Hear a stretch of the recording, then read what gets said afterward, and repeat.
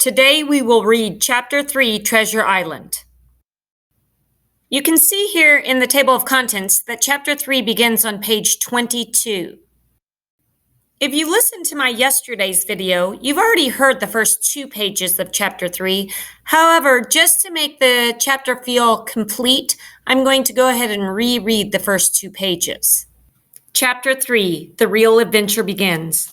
I say farewell to my beloved mother and the dear Admiral Benbow, and then joined up with Redruth, the squire's gatekeeper. We purchased our seats for the coach to Bristol. It picked us up around dusk, and we arrived in Bristol as the sun was rising like a shimmering peach above the city. Squire Trelawney was residing at an inn near the water. Along the quay lay ships of all sizes and nations. In one, sailors were singing as they worked in the morning fog that shrouded the quay. In another, men high up in the rigging were hanging by threads that seemed no sturdier than those of a spider's web. An overwhelming smell of tar and salt filled the air. I spotted old sailors with pigtails and rings in their ears. It was all new to me, and I was captivated. We went to see the squire. He was dressed like a naval officer in a new suit. "There you are," he cried. "The doctor arrived last night. Now our ship's company is complete. We'll set sail early in the morning at first light." The squire handed me a note to carry to Long John Silver. I made my way along the crowded quay full of people and loaded carts until I found the tavern. It was brighter and cleaner than I expected. The windows glistened, the floor was cleanly sanded. The customers were seafaring men talking loudly and enthusiastically among one another. As I was waiting, a man emerged from a side room. I deduced that he must be Long John Silver. His left leg was missing, and he walked with the aid of a crutch. He managed the crutch with a wonderful skill, hopping about on it like a sprightly bird. Silver was tall and strong, with his face as big as a ham, yet brimming with intelligence. He whistled as he moved among the tables and had a merry word or slap on the shoulder for each of his guests. From the first mention of John Silver in the squire's letter, I had feared that he might be the very one-legged sailor I had watched out for at the Admiral Benbow. But one look at the man was enough to convince me that I had nothing to fear. I had seen the captain. I had seen Black Dog, and I had seen Pew. I thought I knew what a buccaneer looked like, and they were quite different from this clean and likable landlord. "Mr. Silver, sir?" I asked hesitantly. "Yes, lad," said he. When Silver saw I had a letter from the squire, he seemed startled.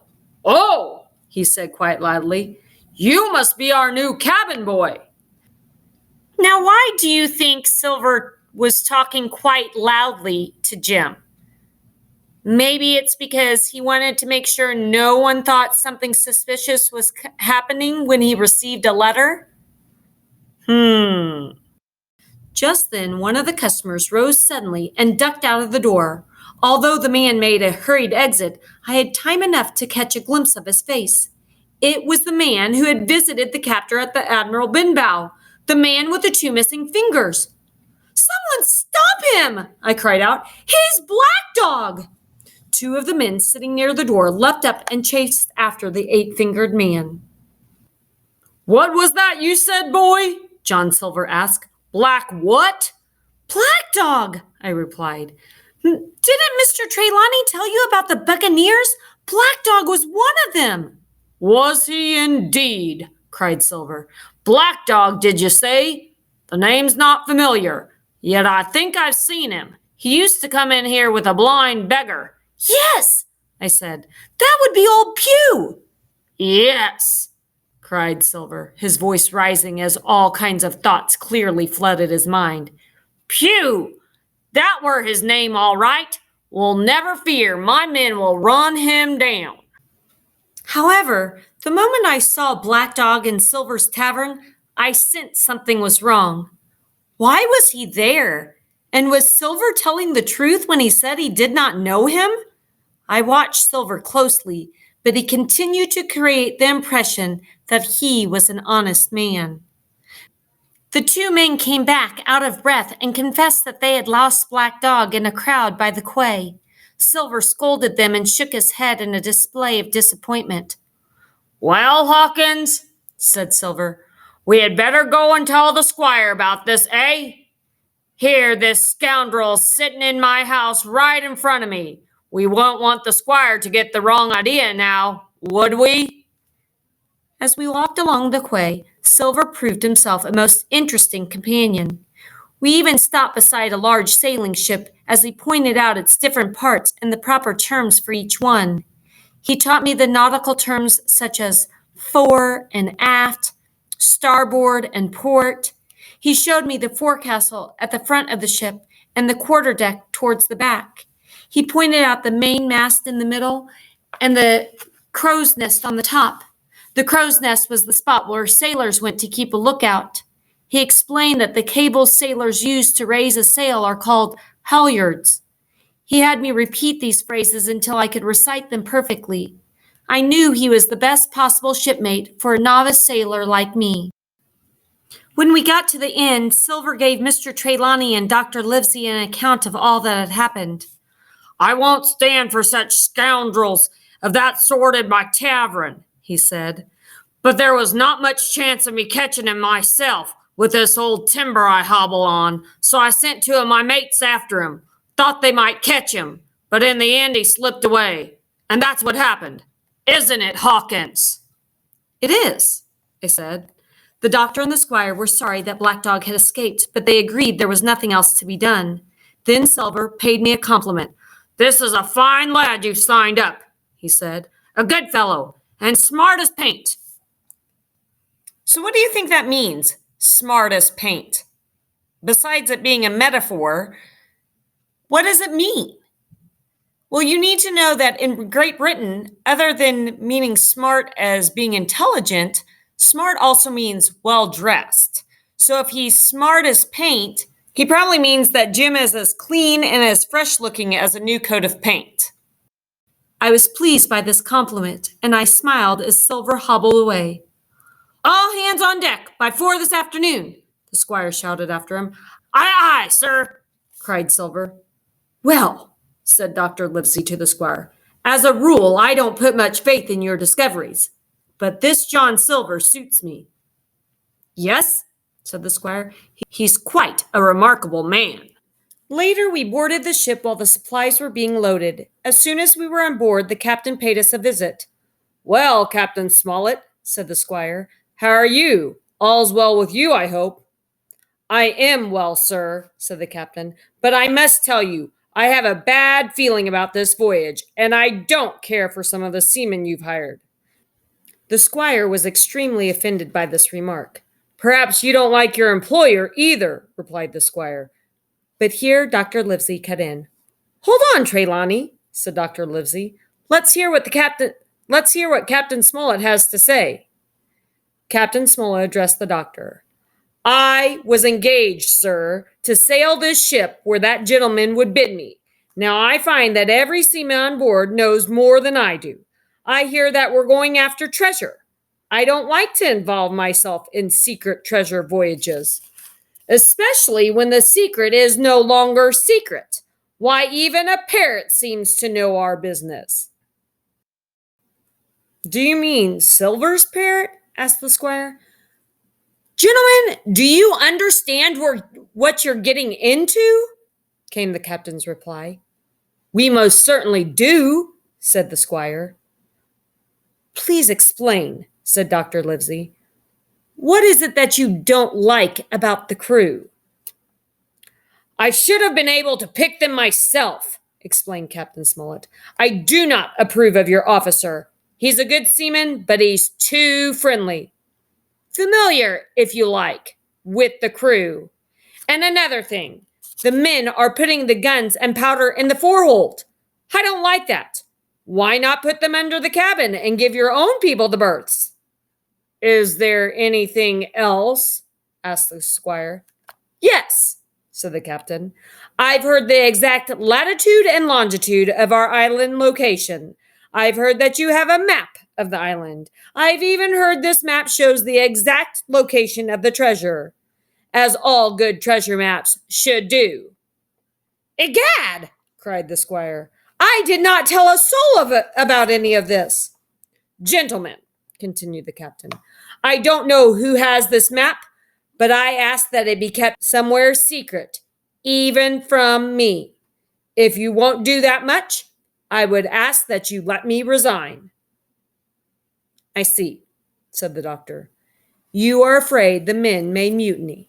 So, see, the captain understands that if he knows where the map is, that tells where the treasure is, that the crew may try to take him over so they can have access to the map and treasure. Sir, said Captain Smollett, they may be honest men for all I know, but I am responsible for the ship's safety and the life of every man aboard. I'm concerned, and I ask you to be cautious or let me resign. That's all. Trelawney grumbled, but eventually he agreed. I'll do as you wish, he said, sighing deeply, but it grieves me that you do not trust me. As you please, sir, said Captain Smollett. You'll find I do my duty. And with that, he left. Trelawney, said the doctor, I believe you have at least 2 good men on board. That man and John Silver. Silver, perhaps, cried the squire, still in a huff, but I believe Captain Smollett to be difficult and downright rude. Well, said the doctor, we shall see. Early the next morning, we lifted anchor and set sail. The Hispaniola began her voyage to Treasure Island. The Hispaniola proved to be a good ship. The captain and the crew were very capable.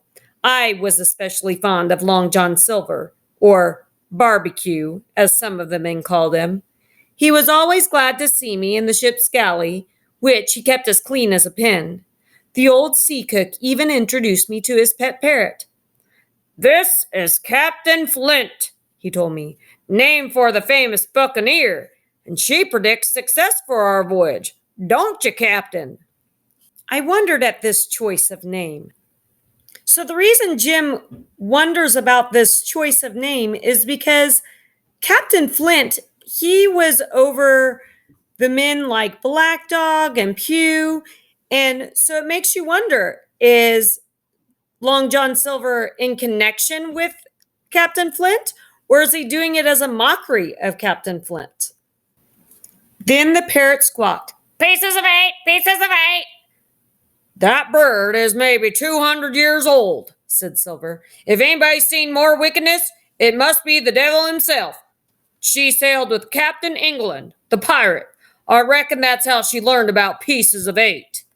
Silver gave the bird a lump of sugar and smiled in a way that made me think he was either the best of men or the worst of men. All the crewsmen respected and obeyed Silver. He had a way of talking to everybody and doing each one some particular service. He's no common man, Barbecue, Israel Hands, one of the crew, told me. He can speak like a book when he wants, and he's brave. A lion's nothing alongside him. I've seen him, unarmed, grapple 4 men and knock their heads together. I had no doubt that Silver was a man to be reckoned with. So obviously, Israel Hands thinks very highly of Long John Silver. He says he can speak like a book, which of course means he's very intelligent. But remember, when something is described like or as something else, that's a simile. The other comparison that Israel Hands gives to Silver is that he's brave. A lion's got nothing alongside him, which is another type of figure of language. This figure of language is called a hyperbole. A hyperbole describes something in an exaggerated way, either making it better or worse than it actually is. So Israel Hands describing Silver as he's brave, a lion's nothing alongside him, is saying that he's so brave, even a lion isn't as brave as he is, which is describing him way better than he probably actually is. And that's the end of chapter 3. Come back tomorrow for more pirate adventures.